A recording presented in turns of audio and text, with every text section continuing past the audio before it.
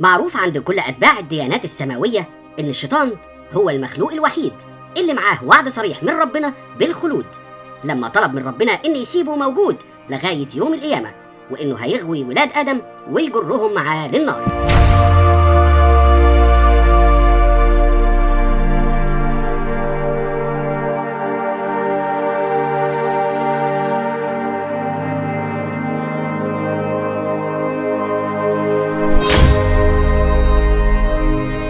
وكانت أول جريمة بعد ما خرج آدم ومراته من الجنة إنه خلى واحد من ولاده يقتل أخوه.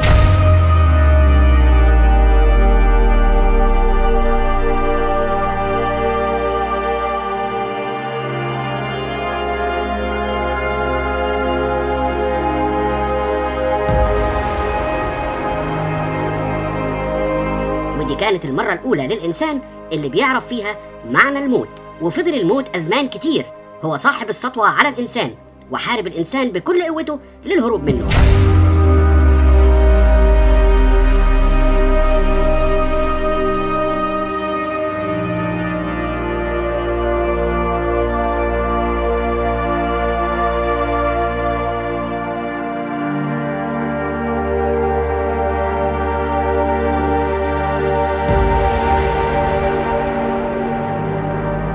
لغاية ما ظهرت حضارة في وادي النيل على إيد المصريين القدماء اللي استطاعوا هزيمة الموت بالفكر.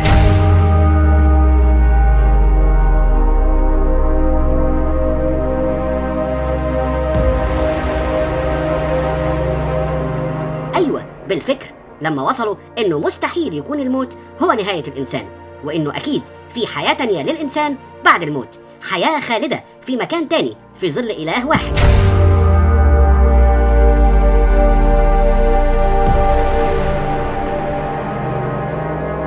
واستعدوا بكل الطرق للحياة، سواء بالحفاظ على أجسادهم بالتحنيط أو بالحفاظ على أشيائهم ببناء مقابر حصينة وضعوا فيها كل ممتلكات الميت وحاجاته عشان يستخدمها في حياته الجديدة اللي بعد الموت.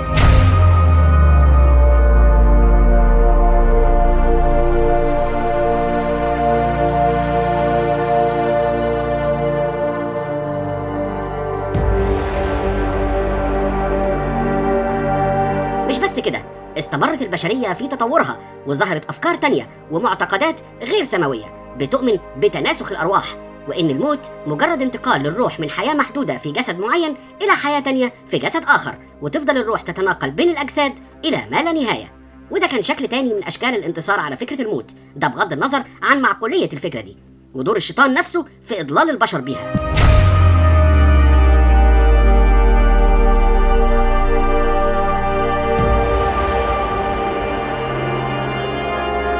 لغاية ما وصلنا لعصرنا الحالي اللي العلم استطاع أن يخطو فيه خطوات كبيرة جدا، سواء برعاية الشيطان أو أعوانه، عشان يطل علينا الملياردير ايلون ماسك إمبراطور المال والأعمال بفكرته الجديدة عن تحقيق حلم الخلود وهزيمة الموت.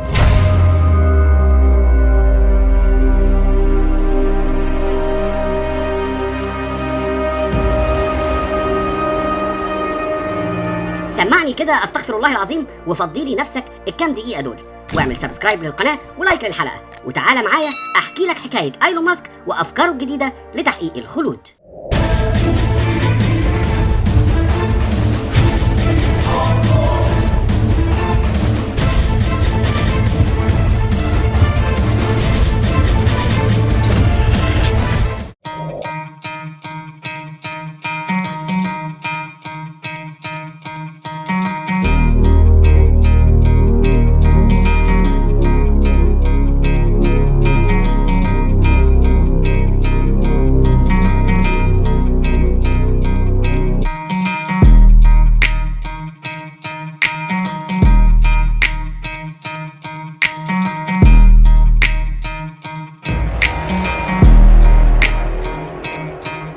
طبعا كلنا بنسمع عن الماسونية وحكومة العالم الخفية اللي بتسيطر على مقدرات الشعوب وبتتحكم في كل شيء، الوعي العام، الإعلام، الأمراض والثروات والحكومات.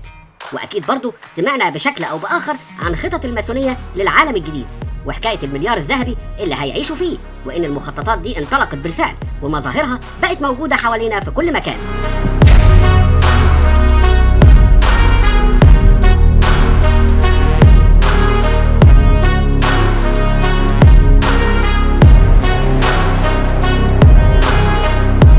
تناول التطعيمات الإجبارية لكل البشر وعزل الغير مطعمين، واللي ابتدت مع كوفيد 19 ولسه دايرة لغاية دلوقتي.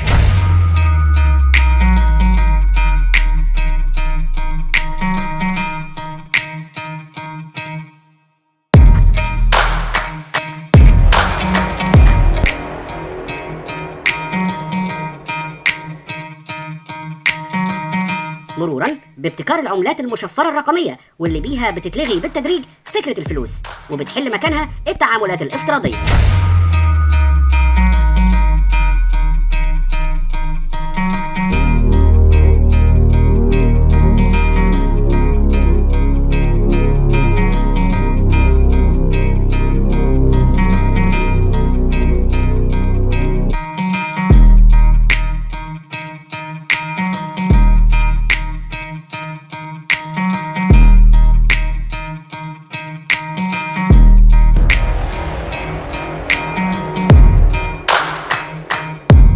وصولا لفكرة الشريحة الذكية اللي هتتزرع في البشر عشان يتحولوا لسوبر بشر ويتم التحكم فيهم بشكل كامل.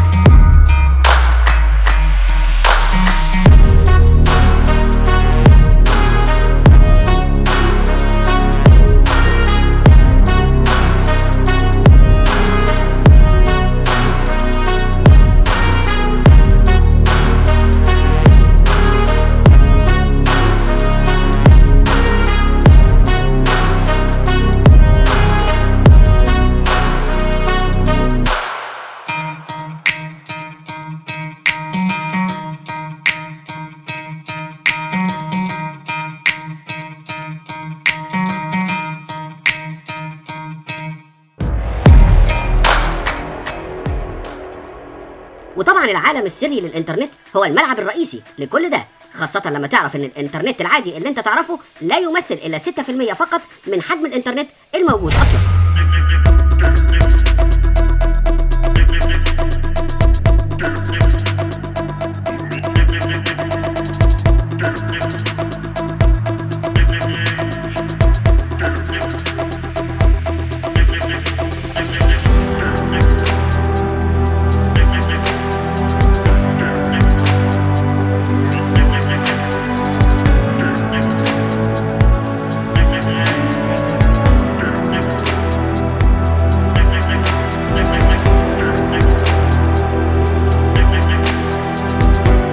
مش بيظهر للمستخدم العادي والمعروف بالإنترنت العميق والإنترنت المظلم، ودول اللي بيتم فيهم كل العمليات السرية سواء كانت شرعية أو غير شرعية، واللي من خلالها تقدر تشتري كل حاجة وأي حاجة حتى لو كانت بني آدم.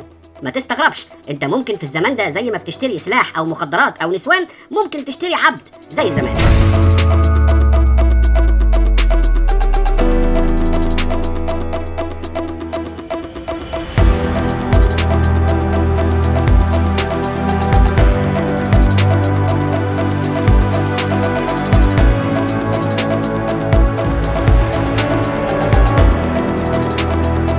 الماسونية يا سادة وفرت للإنسان كل أدوات الفساد الممكنة في الأرض باستخدام العلم وباللعب على الشيطان اللي موجود جوه كل واحد فينا عشان توصل لأهدافها بكل سهولة وتمهد الطريق لظهور الدجال في نهاية المرحلة اللي بنعيشها.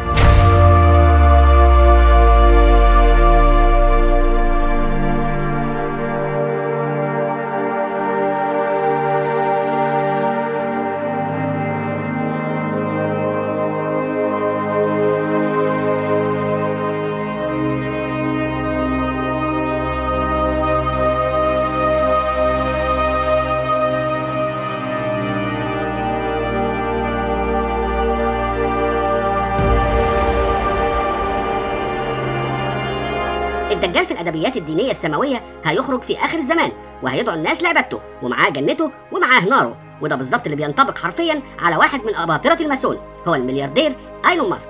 مين بقى ايلون ماسك ده؟ AI is far more dangerous than nukes.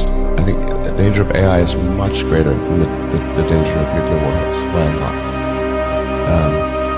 And nobody would suggest that we allow anyone to just build nuclear warheads if they want. ايلون ماسك المولود سنة 1971 بجنوب أفريقيا لأب أفريقي وأم كندية انفصلوا وهو عنده 9 سنين. عاش مع ابوه واتعلم لغه البرمجه، ولما كمل 12 سنه اخترع كود بلغه البيزك وباعه لشركه وكسب اول فلوس في حياته. وبعد ما خد الاعداديه في جنوب افريقيا انتقل للعيش مع امه في كندا، وحصل على الجنسيه الكنديه والتحق بجامعه كوينز. وبعد سنتين سافر لامريكا سنه 1992 ودخل جامعه بنسلفانيا عشان يتخرج وهو معاه بكالوريوس الفيزياء، وبعدها درس الاقتصاد وأسس أول شركاته مع أخوه، وهي كانت شركة عاملة في مجال تأسيس مواقع الإنترنت اسمها زيب2، وبعد 4 سنين باعها ب 22 مليون دولار اللي أسس بيهم شركة X.com لتداول الأموال عبر الإنترنت. وبعد فترة اندمجت شركته مع شركة كونفنتي عشان يأسس أول كيان عملاق في السوق هو شركة باي بال سنة 2002 عشان يبيعها بعد كده لشركة اي باي بربح بلغ 165 مليون دولار. كل ده وهو لسه ما كملش 32 سنة عشان يتجه بعد كده للفضاء ويأسس شركة صواريخ تسافر للفضاء سماها سبيس اكس، وحاليا الشركة دي شغالة على مشروع رحلات للمريخ والكواكب تانية. طبعا انت عشان خدت الليسانس واتجوزت وخلفت حاسس انك عملت انجاز واديت رسالتك تجاه البشرية، لكن ماسك ما اكتفاش بالمريخ. سنة 2006 أسس شركة تسلا لصناعة السيارات الكهربائية، واللي بيخطط حاليا ان العربيات في خلال 3 سنين من دلوقتي تمشي لوحدها زي الاسانسير.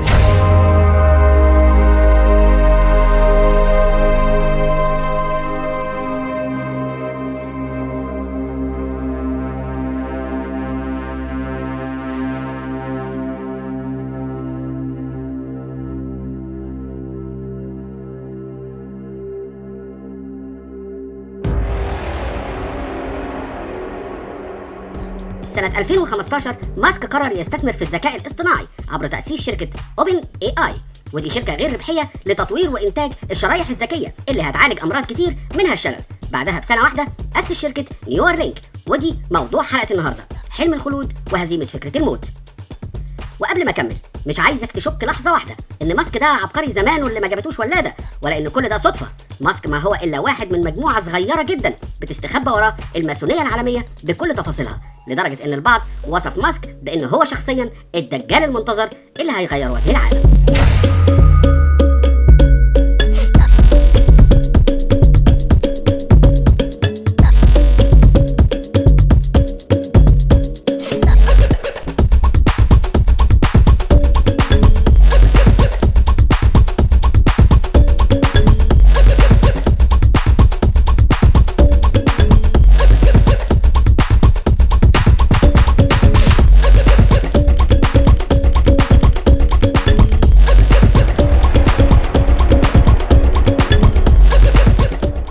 تاني لشركة نيورالينك، آخر افتكاسات عم ماسك اللي لسه طازة من كام يوم بس مشتري تويتر ب 44 مليار دولار عشان يبقى متحكم كمان في الرأي العام العالمي ويوجه سياسات أفراد ودول وحكومات زي ما هو عايز. في الوقت اللي انت شاغل نفسك فيه بالدولار بقى بكام النهارده؟ دجال يعني مفيش هزار.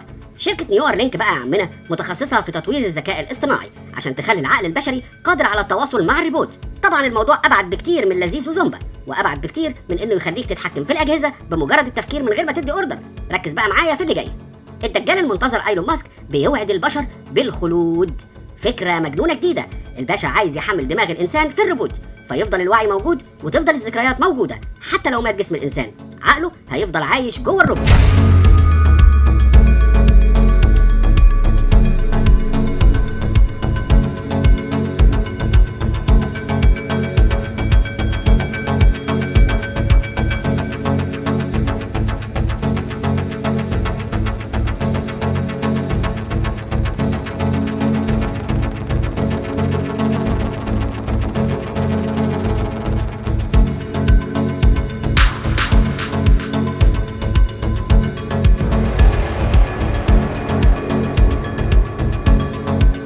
نيورالينك شغالة على تحسين طرق الاتصال بين الخلايا العصبية في الدماغ البشري والآلة لتمكين البشر من تخزين نسخة احتياطية من الإنسان. يعني حضرتك تاخد تاكسي وتروح المعمل، تقعد على الكرسي، تحط دماغك على فلاشة وبعدين تنقلها على الروبوت، وبكده تبقى انت موجود تاني بس في جسم الروبوت اللي لا هيعيا ولا هيموت ولا هتصيبه الشيخوخة. طبعا العملية دي مش بالسهولة دي، هي عملية من جزئين مهمين. الأول صناعة دماغ اصطناعي يشبه الدماغ البشري. الثاني تقنية مسح دماغي ينسخ مئات الملايين من التفاصيل يعاد بنائها رقميا، وبعد كده يتم ربط الخلايا العصبية ببعضها عشان تكون قادرة على استنساخ نشاط الدماغ البشري في الدماغ الاصطناعي. وعن طريق الذكاء الاصطناعي النسخة دي ممكن تكمل الحياة بشكل عادي بعد وفاة الإنسان. يعني أنا ممكن أنزل أي حاجة من أي كمبيوتر في الدنيا على الشريحة بتاعتي. ودلوقتي تقدر تقولي ايه اللي ناقص للدجال عشان يعلن ظهوره؟ الدجال هيعالج امراضك وهيعيشك في الجنه وهيسفرك الفضاء وهيقدر يموت الحي ويحيي الميت. اللي هيؤمن بيه هيعيش معاه في جنته، واللي هيكفر بيه هيكون مصيره الفناء.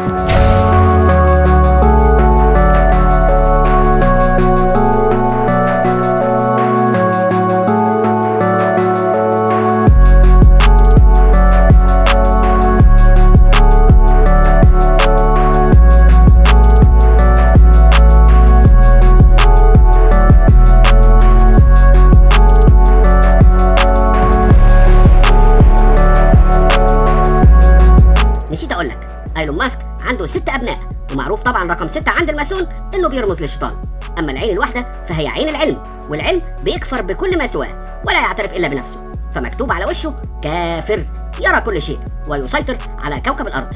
وبكده يكون الشيطان قدر ينفذ وعده لربنا لما حصل على الاذن بالخلود، وقدر يسيطر على بني ادم ويضمهم تحت جناحه الا عباد الله المخلصين زي ما قالت الكتب السماويه.